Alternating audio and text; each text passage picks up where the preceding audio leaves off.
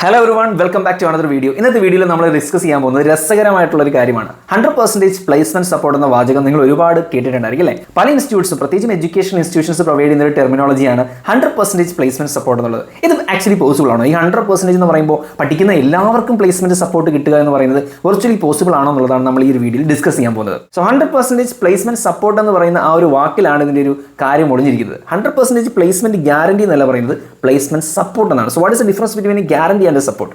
Support എന്ന് പറയുമ്പോൾ നിങ്ങൾക്ക് വേണ്ടുന്ന സഹായങ്ങൾ ചെയ്തു തരും, ജോലി വാങ്ങി തരുമെന്നല്ല, ജോലി കിട്ടാൻ നിങ്ങൾക്ക് ആവശ്യമായിട്ടുള്ള ഹെൽപ്പ് പ്രൊവൈഡ് ചെയ്യും. ഈ ഒരു ടേമാണ് അവർ യൂസ് ചെയ്യുന്നത്. So it's not a guarantee, it's a support.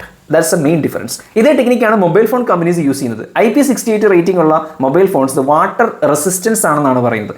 Water resistant ആണെന്നാണ് പറയുന്നത്. സോ ഈ what is the difference between resistance and water proof? Water proof എന്ന് പറഞ്ഞാൽ വെള്ളം വീണാൽ അതിന് ഒരു കാരണവശാലും കംപ്ലൈൻറ്റ് വരാൻ പാടില്ല. അതേസമയം വാട്ടർ റെസിസ്റ്റൻസ് എന്ന് പറയുമ്പോൾ അത് വാട്ടർ പ്രൂഫ് അല്ല. വെള്ളത്തിൽ വീണാലും ചിലപ്പോൾ അത് രക്ഷപ്പെടും, കുഴപ്പമില്ലായിരിക്കും, പ്രശ്നമൊന്നും ഇല്ലാതെ വീണ്ടും യൂസ് ചെയ്യാൻ പറ്റും. പക്ഷേ ഇനി കംപ്ലൈൻറ്റ് ആവുകയാണെങ്കിൽ അതിന് ചിലപ്പോൾ വാറൻറ്റി നിങ്ങൾക്ക് തരണമെന്നില്ല. കാരണം വാട്ടർ പ്രൂഫ് എന്നല്ല പറയുന്നത്, വാട്ടർ റെസിസ്റ്റൻസ് ആണ്. സോ ആ വേർഡിൻ്റെ മീനിങ്ങിൽ ഡിഫറൻസ് ഉണ്ട്. ഈ വേർഡിൻ്റെ മീനിങ് വെച്ചിട്ടാണ് എല്ലാവരും അഡ്വർടൈസ് ചെയ്യുന്നത്. ഇത് വാട്ടർ റെസിസ്റ്റൻസ് ആയാലും പ്ലേസ്മെൻറ്റ് സപ്പോർട്ട് ആയാലും. ഇനി ഒരു ഇൻസ്റ്റിറ്റ്യൂഷൻ്റെ പോയിന്റ് ഓഫ് വ്യൂ നമ്മൾ ചിന്തിക്കുന്ന സമയത്ത് ഒരു ഇൻസ്റ്റിറ്റ്യൂഷനും 100% പ്ലേസ്മെൻറ്റ് ഗ്യാരണ്ടി പ്രൊവൈഡ് ചെയ്യാൻ പോസിബിൾ അല്ല. ഇപ്പോൾ എൻ്റെ സ്ഥാപനത്തിൽ 1000 പേര് പഠിക്കുകയാണെങ്കിൽ ഈ 1000 പേർക്ക് ജോലി കൊടുക്കുമെന്ന് എനിക്ക് എങ്ങനെ പറയാൻ സാധിക്കും? കാരണം ഒരു ജോലി നമ്മൾ പ്രൊവൈഡ് ചെയ്യണമെങ്കിൽ അതിനൊരു വേക്കൻസി ഉണ്ടാവണം അല്ലേ? ഒരു കമ്പനി ഉണ്ടാവണം, അവിടെ ഒരു ഓപ്പണിംഗ് ഉണ്ടാവണം. ആ ഓപ്പണിംഗിലേക്ക് HR ഒരു റിക്വയർമെൻറ്റ് ന്യൂസ് പുറത്തു വിടണം. എങ്കിൽ മാത്രമേ നമുക്ക് അവിടേക്ക് അപ്ലൈ ചെയ്യാനും ജോലി ഇൻ്റർവ്യൂ അറ്റൻഡ് ചെയ്യാനൊക്കെ സാധിക്കുകയുള്ളൂ. So as an employer, as A company, as an institution ഒരാൾക്ക് എങ്ങനെ പറയാൻ പറ്റും എൻ്റെ സ്ഥാപനത്തിൽ പഠിക്കുന്ന എല്ലാവർക്കും ജോലി പ്രൊവൈഡ് ചെയ്യാൻ പറ്റും എന്നുള്ളത് വെർച്വലി ഇമ്പോസിബിൾ ആയിട്ടുള്ള കാര്യമാണ്. സോ അതിന് അവരെ കുറ്റം പറയാനും പറ്റില്ല.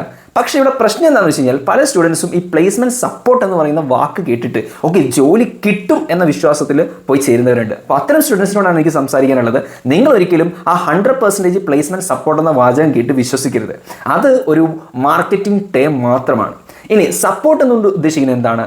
നിങ്ങൾക്ക് ഇൻ്റർവ്യൂസ് ഓപ്പണിങ്സ് വരുന്ന സമയത്ത് നിങ്ങളെ അറിയിക്കുക, ഇൻ്റർവ്യൂവിന് വേണ്ടി നിങ്ങളെ പ്രിപ്പയർഡ് ആക്കുക, ഇൻ്റർവ്യൂവിന് വരാൻ സാധ്യതയുള്ള ചോദ്യങ്ങൾ നിങ്ങൾക്ക് പറഞ്ഞു തരിക, ഓപ്പണിങ്സ് വരുന്ന സമയത്ത് റെഫർ ചെയ്യുക, അല്ലെങ്കിൽ ക്യാമ്പസ് റിക്രൂട്ട്മെൻറ്റ് നടത്തുക. ഇതൊക്കെയാണ് സപ്പോർട്ട് എന്ന് പറയുന്നത്.